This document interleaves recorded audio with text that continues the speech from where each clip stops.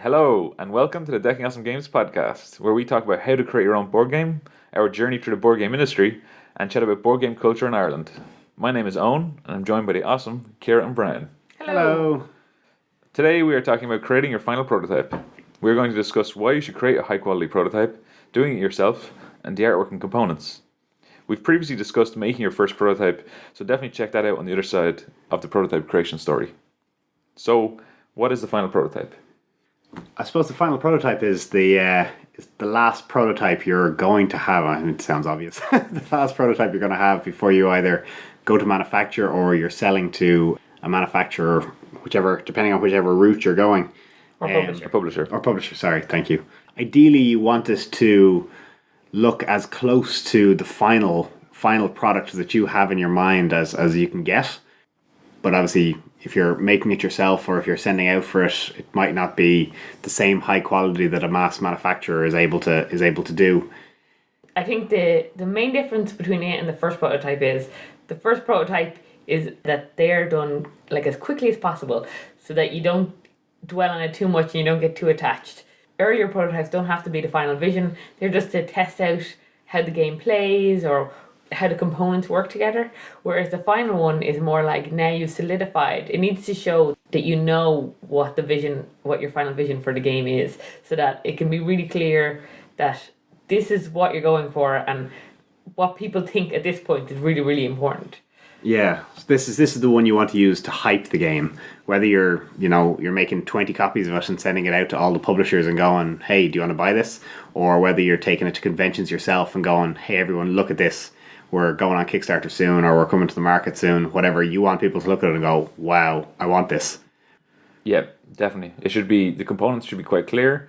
You shouldn't have to kind of say much about the game when you're showing it off to people. You can still do playtesting kind of events where you're showing off the game and kind of demoing more so at that point. And this is kind of showing off your final product. And there shouldn't be a whole lot of questions as to what the game will look like. It should be pretty obvious. And if it goes to previewers, that they could get the box in the post and they could play it without needing help. So yeah, that's it. Open it up, read the instructions, not have to email you with 30 questions going, what's this? How does this work? What's that happening?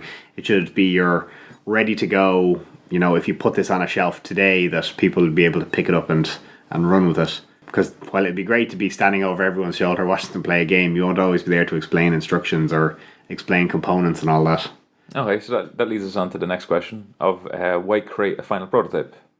I suppose it depends. If you're selling to a publisher, you ideally want a prototype that's going to convey the best aspects of the game. It's going to show, how the game works completely in its final state as it is.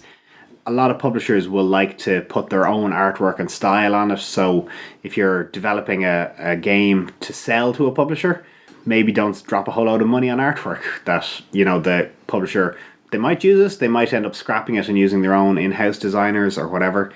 If you're manufacturing the game yourself, you want it to be eye-catching, you want it to appeal to everyone. So you want to create a game that everyone's going to want, they're going to see it, they want to pick it up, find out how to play it, use it, and ideally be there ready to go when you launch it on Kickstarter or when you manufacture it and sell it yourselves, whatever route you're taking. Yeah. And the other big thing is to make sure that it all fits together. So maybe you had cardboard cut out squares early on and you decided halfway through the prototyping and the playtesting section to change to cubes.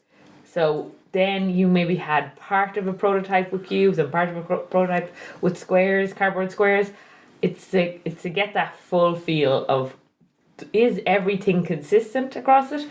And do you have two things that are really, really similar that people now might not be able to tell the difference to? Whereas early on in the playtesting phase, it was very, very obvious because you had two components that were very, very different. Yeah. So when you gather together everything you can that's as close to how you envision it being manufactured, then you can see if there's consistency across all the pieces. Are you using too many random materials? Like, could you change certain things for other things? Yeah, the components of the final prototype is very important because a lot of games you'll have components have a certain style or aesthetic, or they'll also maybe do something cool, like a new type of component that no one's ever seen before. And the final prototype is a great place to say, here is what I think the final manufactured component will look like and how it'll act and how it'll look. And this is a great spot. Instead of it pretending, like early on in the prototyping, you'll probably just have like you said, some cardboard cutouts and stuff like that. It won't look like it, and you're kind of using your imagination for a lot of it. Where now is the time to kind of invest in what is it actually going to be. What is it going to be? Some sort of dexterity game with a balancing mechanism? How is this actually going to look? And what's the kind of overall aesthetic? I suppose one of the good points about artwork is if you're planning to publish the game yourself, that the artwork all makes sense, that symbols are easy to understand, and that by just looking at the board, especially if you're going for a language neutral type game, that the symbols are obvious what they are and what they do. Obviously, if you're selling to a publisher, they're probably going to put their own style on it, but for your own type of prototype, if you go, this is what it will look like, more or less this is exactly what it'll look like when we release it, you need to be checking now that all the symbols make sense, that all the artwork works together, that everything is obvious as to where it goes, because you don't want people going on threads and boards later on commenting going, this doesn't make any sense, what should I do with this, what does this symbol mean? So now is a good time to be making sure you've got all those tweaks worked out, because at this stage of the final prototype you should be fairly happy with the game shouldn't really be having any changes at this point, maybe minor tweaks here and there, but for the most part at this stage it might just be little tweaks to the artwork to have it flow better. So another important point about checking the final prototype is to investigate whether some of the things that you might have been holding off on, like printing things double-sided, are going to work. So things like playing cards and tokens can be printed single-sided or double-sided. So let's say you always had in your mind that you were going to print the tokens double-sided, but obviously when you're hand making it in the early prototypes, that just might not be practical or might just take too long. So you print everything single-sided. You should at least have one final prototype that has it double-sided so that you can actually check if you're playing the game whether that works. Maybe you thought, you'll only ever need one or other of the values. But what if you get in some unusual scenario where you need both sides to be displayed at the same time? You're not going to be able to check that until the very end when you have actually played the game with the prototype the way it's going to be. So that can be on playing cards or it can be on tokens, but it's probably something that in your mind you always said you're going to change, but when you actually do it could have other consequences. Yeah, this is where the things you've been thinking about during the prototype stages comes to life. So like there's certain things you can't really test until this moment. So like the box sizes, like you mentioned, Kira, the components, whether they're all going to fit into the box, what kind of components style you're going to go for, and this is kind of where hopefully all this work will pay off. So things like color blindness, iconography, all that kind of stuff. This is where all this stuff kind of comes into place. So when you're creating a final prototype, it's also a great way for showing your supporters and backers kind of a great representation of the final game. So if you are doing a Kickstarter or you are going to manufacture the game, going straight to manufacture, this is a great time to kind of show off your game, give it to people, go to demos. Okay, so the next question then is, where do you start? So I guess the most important thing is to categorize everything that you have in the latest prototype that you use to playtest. So take all the pieces that you used in that prototype and put them together in groups. So your cards, your cardboard components, maybe play mat, game board, depending on what you have, and try and figure out, first of all, for cardboard things, big pieces and small pieces are even good enough to separate out. Like player mats can be one piece that a manufacturer prints or that you print, or if they're small, they can be just punch outs, like other things. So try and categorize how you would envision them yourself. For like deciding between a punch out and a game board, do you need any like plastic wrap or anything along the edges of the board? Even that little detail of like if it is a player's board in front of them, maybe you want to put some extra effort into the edges. Whereas with a punch out, it's just going to be a cardboard edge, so you're not going to get to do anything. Maybe that's all you need. The player board might just be used in only occasionally and not all the time. So you kind of have to take every single piece and decide exactly what it is. You have a cube. Do you care if it's a plastic cube? Do you care if it's a wooden cube?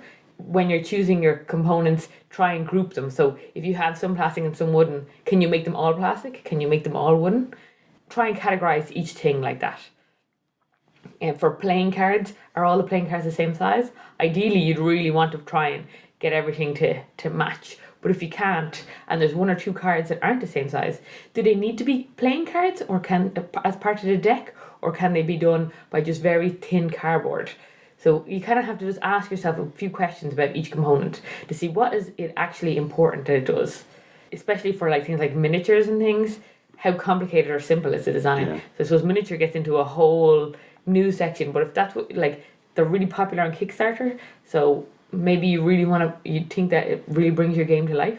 So having things like that means you've got to put in a little bit of extra work into thinking about how did you make your sample miniatures, or are you leaving your miniatures to be something you design when you actually go to manufacture? In which case, what are you going to have for your final prototype? Can you buy little tokens in shops to try and show what it would be like to play with miniatures? You want to ask yourself all those sort of questions at this point. Make sure you're happy. It's a good point as well, that when you're putting all your things together and deciding what needs to go where, it'll help you with, especially in the final prototype, decide what needs to be exact and what has a bit of variability, because a lot of manufacturers will have, they might be able to do a certain shape very easily and cheap, whereas if you need something else, you need a specific cutout shape, they might have to make a mold, which is going to increase the cost. So if you say to yourself, okay, well, I have little components that stack, so they have to be an exact shape, so they can't change. Whereas if you have little cardboard tiles that you're using to keep score, say you had in mind that they'd be an inch by an inch, but when you go to the manufacturer, they say, oh, well, we can only do 1.5 inches by 1.5 inches. If you want 1 inch by 1 inch, it'll be an extra kind of $2,000 to make a cutter to do that. You can think to yourself, all right, well, it's not critical if it's a little bit bigger. Whereas you'll know the pieces that need to be exact, and you'll know which pieces have a little bit of flexibility. Yeah, I totally agree with that.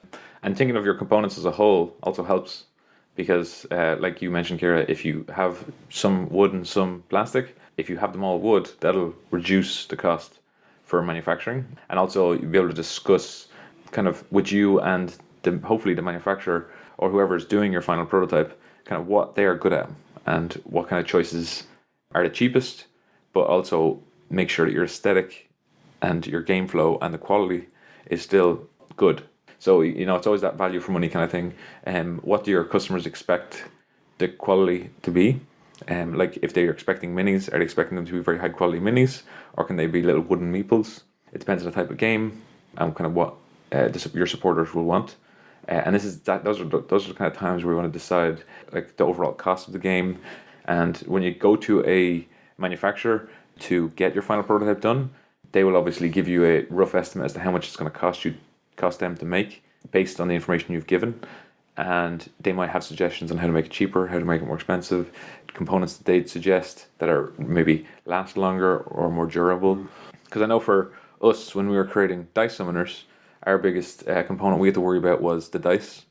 Yeah. And when it come to creating our game, we had to come up with a way of showing off our final prototype, but also knowing that we wanted engraved dice, and knowing we couldn't do that for our final prototype because the cost of engraving very expensive. Yeah, was too much. And we also didn't know who our manufacturer was.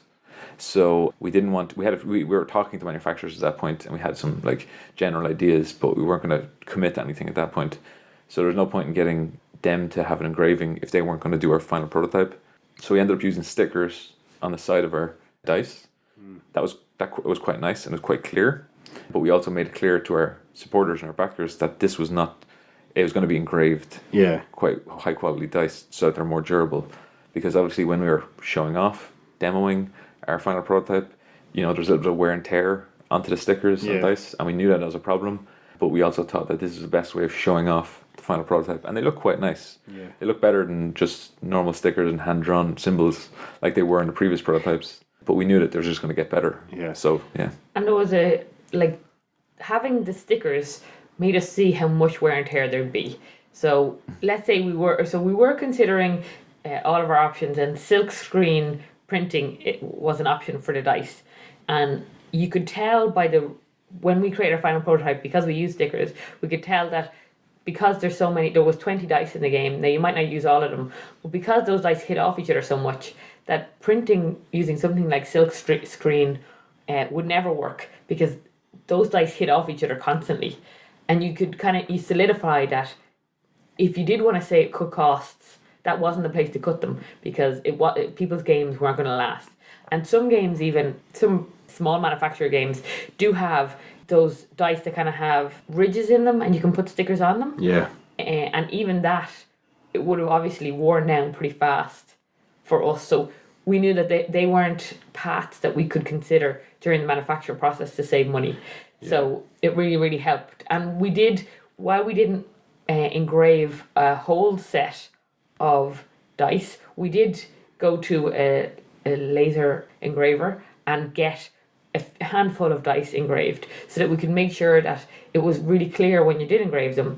We put paint in to the engraving, and we checked that it was really, really clear, each of the symbols. So even just trying out the engraving on one or two dice ourselves with laser cutting, which wouldn't be the same as the way manufacturers mold it, but would be close enough, showed us how visible the symbols would be when we went to final manufacture. So in our heads, we knew that if we did choose to get those dice engraved, that it would come out really, really clearly. Yeah.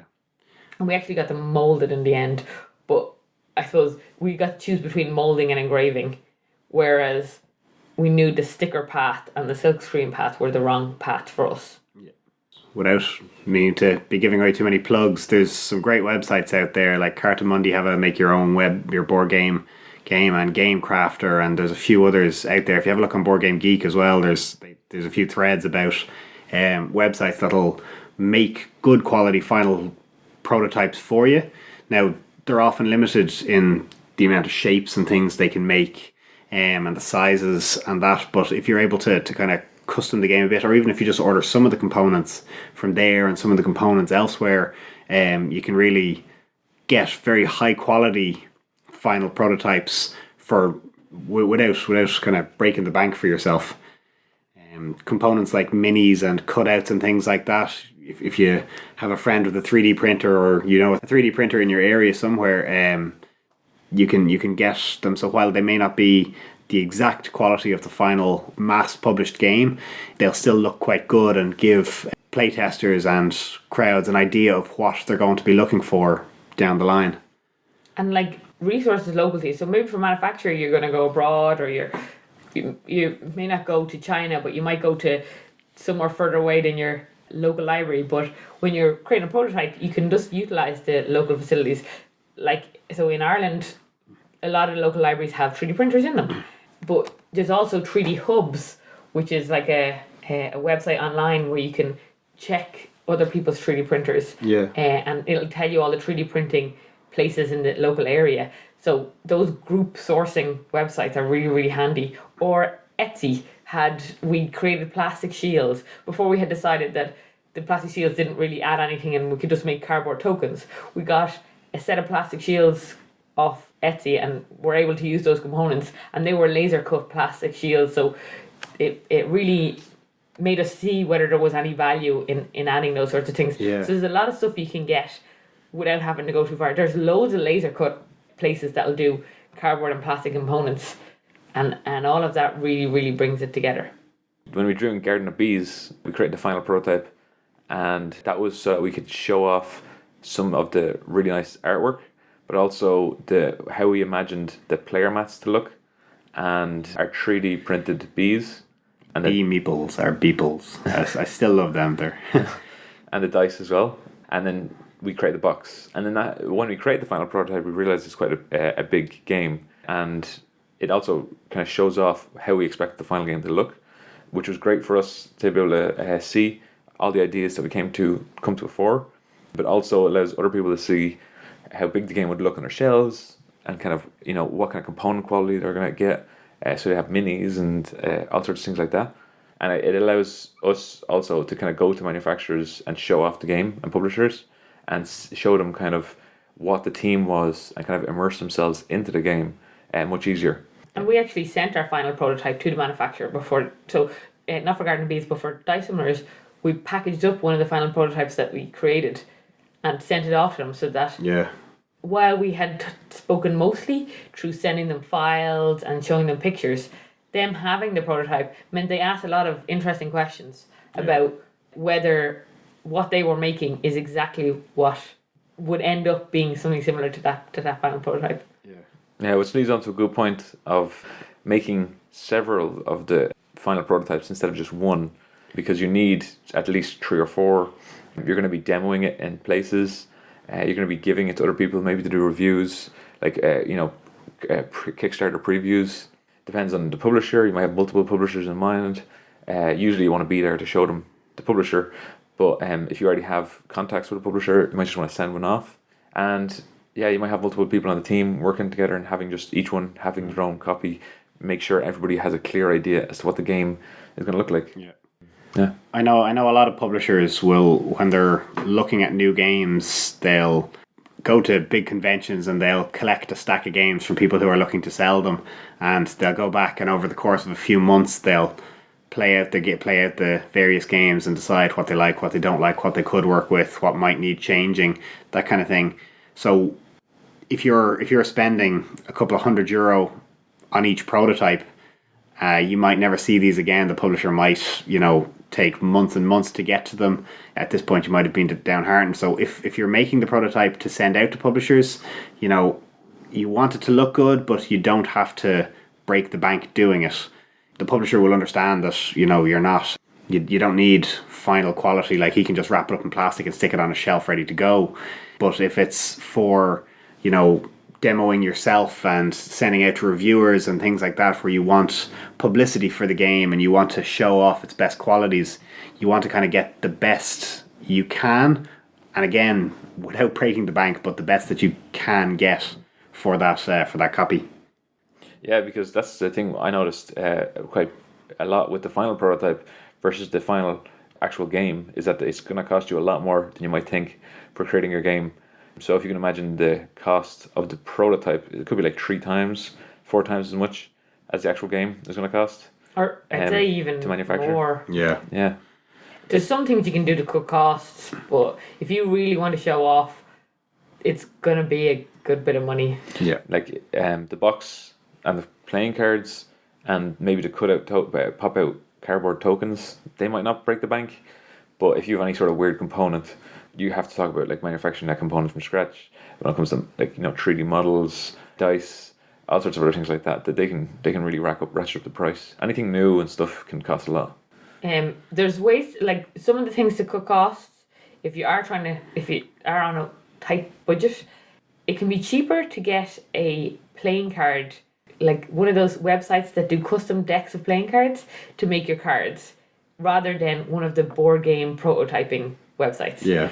So if you want to save a bit of money, get them to do the cards and combine it with any of the unique prototypes like player mats or game boards from a website. If you can wait, if you're going to get custom dice, and you can get them off somewhere like AliExpress or something, and wait the 12 weeks it takes to ship from over there, because honestly, in Ireland or Europe, it can be very expensive to get those pieces in. There aren't people who are manufacturing those. If you want them to be engravable, then you need a very, very specific type of material for them to be manufactured out of, because any of the ones with PVC glue in them can't be used to engrave because it emits toxic fumes. Yeah. So those two things combined mean that there's really only a handful of places that sell those dice, and it's going to be really expensive. So get them from China and get them cheap, and just give yourself a lot of lead time. Get them early in the process when you know that's what you want. And then for cardboard cutouts, can you just use a crafting knife and cut out the pieces? So the edges might be a little bit rough. Laser cutting, if there's a laser cutter service in your area, getting them laser cut is actually probably not that expensive. Brilliant. We had gloss sheets stuck to pieces of cardboard. Yeah. So we did all that ourselves, and then the Tech Create, which is a local place that laser cut all those out for I think it was €15 to cut out hundreds of Hundreds things. of tokens, yeah. Yeah. So that was just print them on photo quality paper, glue them to some thick card that we bought on Amazon, and then it was just a case of getting them to the laser cutter, who was able to, cut out all the pieces in a couple of minutes. Yeah, we told him the distance between each of the pieces, Yeah. and he was able to align everything and get it all sorted. And that made a big difference because we were pretty worried about how we were going to do that. Yeah, the time it would take to cut out hundreds of these tokens, and how the edges might look a little bit frayed, but laser cutting looks really high quality. So if you're able to, if you can get the laser cut, it looks better. But if you can't get it and you have to go to a manufacturer to get punch outs done, like from somewhere like GameCrafter or Cardamundi, that can be a bit more expensive. So try and balance how much you can do yourself. Maybe you want one set made by Cardamundi, and then the rest you can do yourself cut out. Or maybe you can get them all laser cut and they look pretty good quality. Yeah. Your rule books as well, even something that simple, like getting them done with, the game manufacturers can be expensive, but pop down to your local library or print shop or something like that, and they can usually run off a little booklet for you if you have a PDF for €1 or two. It can save you a fortune if that's the route you want to go with it. Those services, like the Cardamundi and GameCrafter, they offer a lot of other things that probably the other ones won't. But you just have to think yourself, what can you afford? Yeah. So it might be a case of dividing up where you get your 6 different components that are in the box. So one place is printing your box, one place is printing your rulebook, another is doing your tokens, someone else is cutting out your cardboard pieces, and someone else is doing the stickers for your dice. It's just up to you then to put it all together, but that's, an afternoon sitting down with the beer, watching some TV, putting everything into boxes. Easy peasy. And if they are as close as possible to the final product as to exactly how you're going to get them manufactured, then getting them all from different sources is worth your time, because you're getting a really good feel for what it's going to look like. Hi, so we talked about companies that will do the whole process for us, like GameCrafter, and we talked about third-party suppliers such as like 3D Hubs to do 3D printing, and like our library to do the brochure booklets, and that brings us on to the question of, can we do it ourselves? Yeah. So are there some components that we can do that like, because you mentioned using a crafting knife to cut out some of the cardboard punch outs. Is there other ways we can kind of save money but still get a good final prototype? If you want, it's like for first prototype right up to one before final, I'd nearly always do everything myself. Just, it takes a while, but it doesn't have to be presentation quality. But things like playing cards and stuff like that, if you want, design them up on a big A3 sheet, go to a local printing place, they'll probably even guillotine them for you. And, for €10 on Amazon, you can buy a thing that rounds the corners and they look good quality. They don't have to be, the linen cards that are really thick and durable, especially for a prototype that you're sending out. It won't look as good as the companies that will print them large scale, but you can still get them to look very good if you've designed them well and if you cut them well yourself. I know things like 3D printing, unless you happen to have a 3D printer at home, can be tough to source yourself. You kind of mentioned a good point there of, as you prototype yourself and you create your own prototypes, it's like an iterative process. You'll get better at creating your own prototypes and you'll have a better understanding and knowledge as to how to create these components. And I think it can be up to yourself to decide how far you want to go down that path, because the more time you do spend going down that path, you'll save money. Yeah. Because you'll know what components can be made, you'll know how hard certain things are versus other things, you'll know how hard is it to make a game box. Well, if you look up like tutorials on YouTube and look up stuff online, it wouldn't take you that long to figure out how to create a game box. Your first one might not look good, but that's an iterative process. And depending on your game and how many components there are, you can actually get away with doing quite a lot. There are people who've been doing this a lot longer than you have, who are going to be creating playing cards and boxes like GameCrafter. So there is still a lot of merit in getting someone else to do it. But if you want to, if you know what you're doing and you have good confidence and they look really good, I'd say definitely go for it. Yeah. There's a lot of good tricks online, as you were saying, and it's a very good point on learning how to make better prototypes yourself as you go along. I remember with Garden of Bees, the early tokens we were cutting out, we wanted them on card, but and we also wanted them to be hexagons. So what we were doing is I was here cutting out little hexagon sheets of paper, and then I was trying to cut out identical shaped hexagons of card, and then I was trying to figure out how to stick them together. But it was only a matter of time before, now I was printing out a whole page of them. I was gluing that to the cardboard and then starting to cut. And then I figured out that, if you just line them all up properly, you can just cut them all out with a couple of cuts rather than have to cut each individual shape out.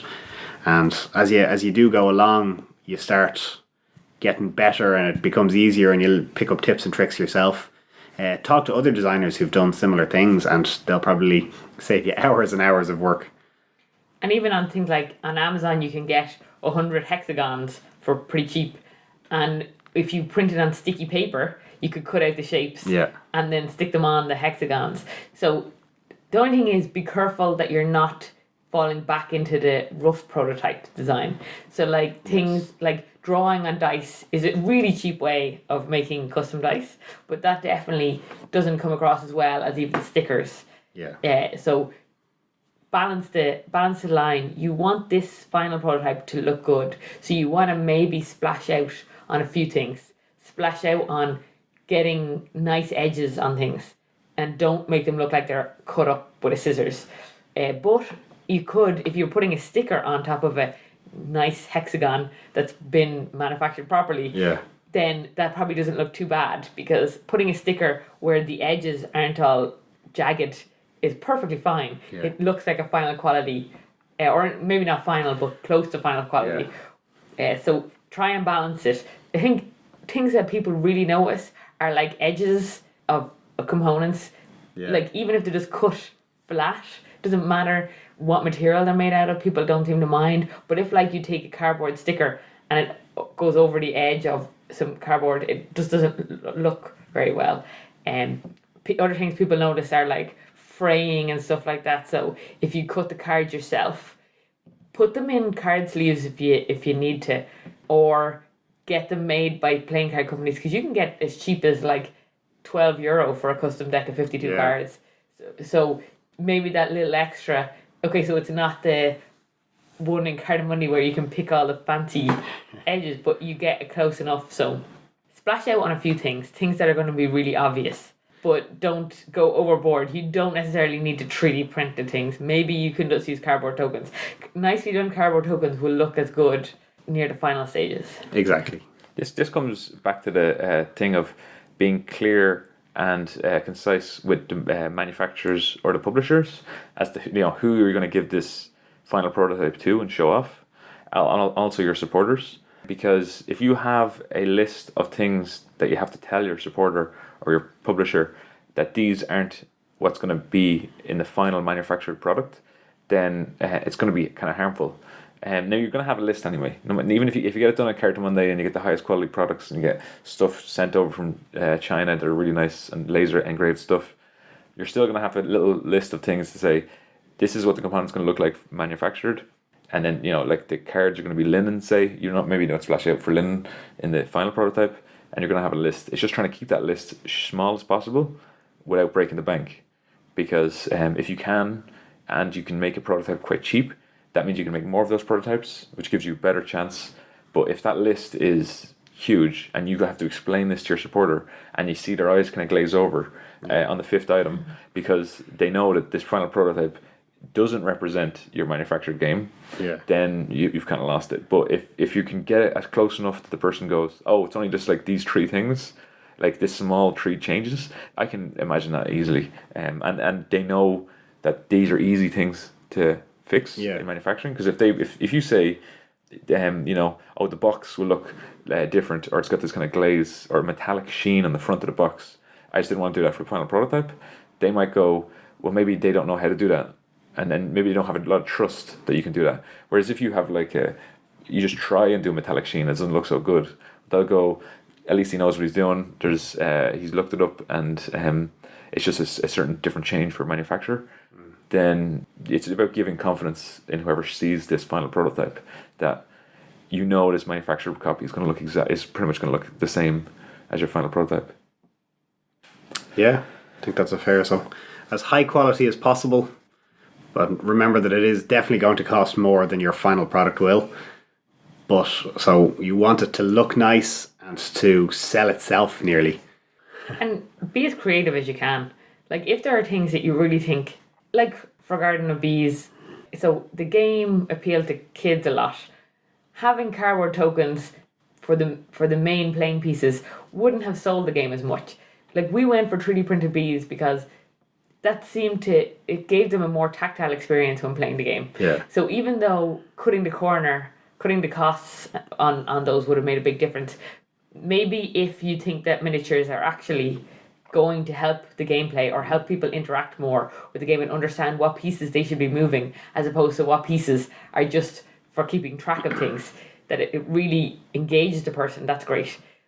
Because miniatures have become so popular online these days, there can be a point where people are just adding miniatures for the sake of adding miniatures. Yeah. So if it isn't to actually make the game more enjoyable, like, or for the pieces that you interact with are just the only miniatures, adding miniatures that you don't interact with that are just going to sit on the game board and not be touched, is there really a point in that? If it does look good, great, but if the person isn't going to touch it or interact with it, like, make sure you're not just doing it to just appease the current trends. Well, yeah, because this brings up a great point of, in reality, what happens when you create the final prototype is you're going to show it off to someone and it's going to start a conversation or a debate. And if it's a publisher, they're going to ask you questions about why you chose certain components.